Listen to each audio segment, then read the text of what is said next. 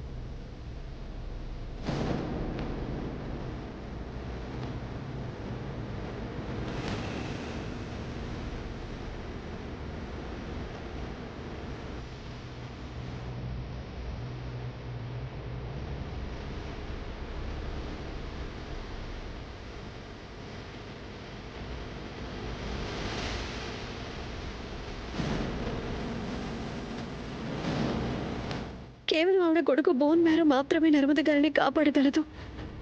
తను టైంకి రాకపోతే అప్పుడు తన దగ్గర ఎక్కువ టైం కూడా లేదమ్మా.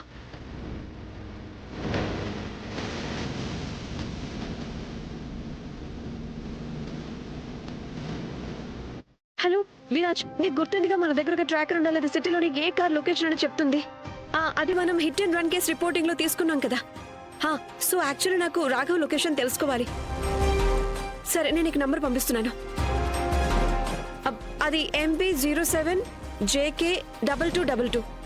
విరాజ్, ఎంత తొందరగా వీలుంటే అంత నాకు లొకేషన్ తెలియాలి. చాలా అర్జెంట్. సరే.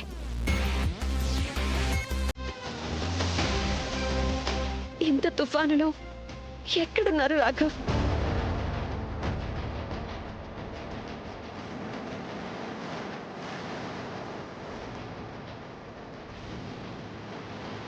రేఖ నేను చెప్తే నమ్మవేమో, కానీ కార్ ఇంట్లోనే ఉంది.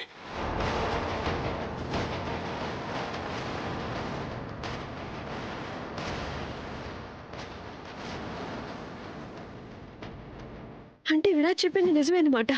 రాఘవ్ కార్ ఇంట్లోనే ఉంది. మరి రాఘవ్ ఎక్కడున్నారు? రాఘవ్, రాఘవ్!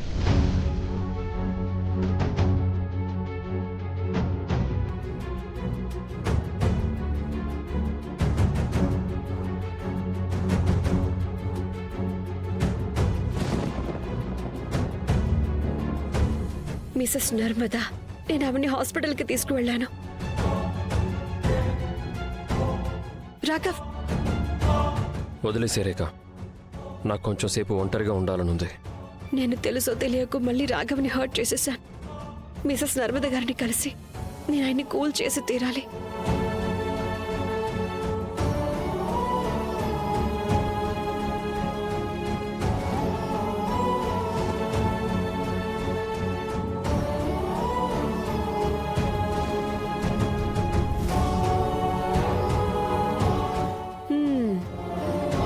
అయితే ఇక్కడ కూర్చున్నారా?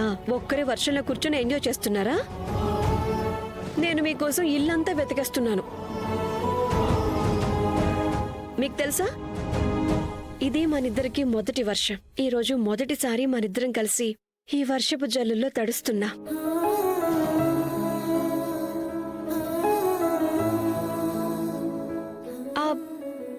నా ఉద్దేశం ఏంటంటే, సడన్ గా వర్షం మొదలైంది కదా, సో ఇంట్లో గొడుగులు ఎక్కడున్నాయో నాకు తెలియదుగా.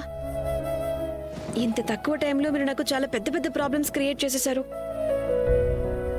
కానీ రోజు మొదటిసారి మీరు నన్ను టెన్షన్ పెట్టడంలో కూడా హద్దులు దాటేశారు.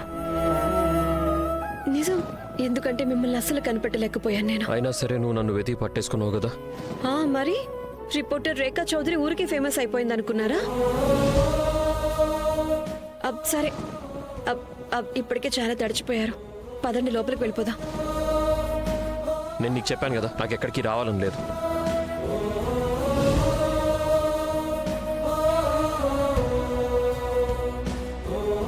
రాఘవ్, మీరెలా వర్షంలో తడుస్తూ ఉంటే మీకు జలుబు చేస్తుందిగా, తర్వాత మీ హెల్త్ పాడైపోతుంది. అందుకే ప్లీజ్ పదండి. చెప్పాను కదా, నేను ఎక్కడికి రాను, నువ్వు వెళ్ళు. సరే, అయితే నేను కూడా ఎక్కడికి వెళ్ళను, ఇక్కడే ఉంటాను మీతో పాటు. అయినా ఎలాగో నాకు వర్షంలో తడవటం అంటే మహా ఇష్టంగా. పైగా నా దగ్గర మీ కవర్ కోట్ కూడా ఉందిగా.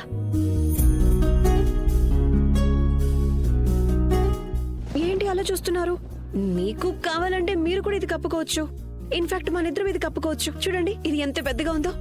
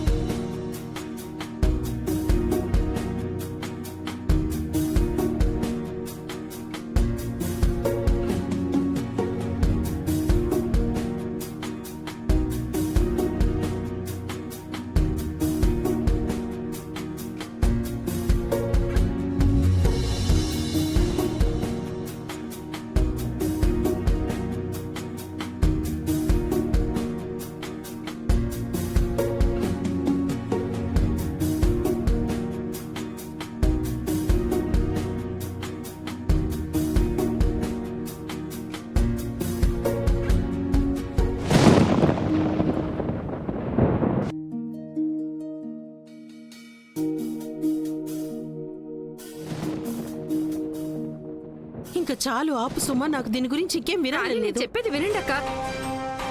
నేను ఖచ్చితంగా చెప్పగలను, ఉన్నతి బుర్రలో ఖచ్చితంగా ఏదో నడుస్తుంది. సుమా, మనం దీని గురించి తర్వాత మాట్లాడుకుందామా? అసలే నర్మదా గారి ఆరోగ్యం గురించి నాకు చాలా కంగారుగా ఉంది. పెద్దమ్మా, మేం కూడా మిమ్మల్ని టెన్షన్ పెట్టాలనుకోవట్లేదు, కానీ నేను చెప్తున్నాను కదా, ఆ ఉన్నతి ఏదో పెద్ద ప్లానింగ్ తోనే ఆ మార్కెట్ కి వెళ్ళింది. నా మాట నమ్మండి. స్మిత, నువ్వు అసలు ఉన్నతిని ఫాలో అవ్వకుండా ఉండాల్సింది. పోనీలే, జరిగిందేదో జరిగిపోయింది. కానీ మీరిద్దరూ నేను చెప్పే జాగ్రత్తగా వినండి. మీరు ఉన్నతి ముందు దీని గురించి అసలేం మాట్లాడకూడదు, లేదంటే అనవసరంగా ఈ ఇంట్లో మనశ్శాంతి లేకుండా పోతుంది. కానీ అక్క, సుమా, అక్క కానీ ఇక్కడ ప్రశ్న ఏంటంటే, మనశ్శాంతి కోసం మనం ఏం పణంగా పెడుతున్నాం? పెద్దమ్మా, నేను మీకు చెప్తున్నాను కదా, తను అక్కడే ఉంది. అరే మీరిద్దరూ ఎందుకు అర్థం చేసుకోవడం లేదు?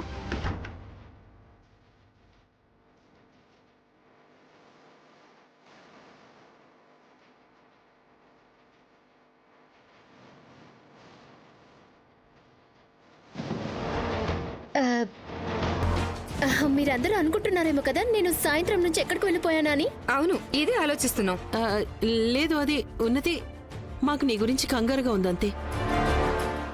చూడు, బయట వాతావరణం కూడా అసలు బాలేదు కదా, అందుకే అంతే. టంటడా, నేను సాయంత్రం నుంచి బయట ఉండడానికి రీజన్ ఇదే. తెలుసా, నాకు ఒక మార్కెట్ గురించి తెలిసింది. అక్కడ అన్ని క్వాలిటీ వస్తువులు దొరుకుతాయి at a very cheap rate. So నాకే అనిపించింది, నన్ను ఎంతలా ప్రేమించి నా ఫ్యామిలీ కోసం ఏమైనా గిఫ్ట్లు ఇస్తే బాగుంటుంది అని.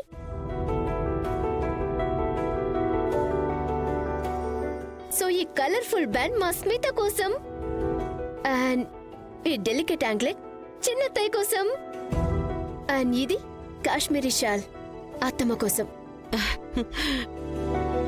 Thank you.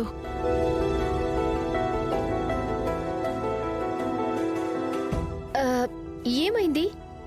మీ అందరికీ నా గిఫ్ట్లు నచ్చలేదా?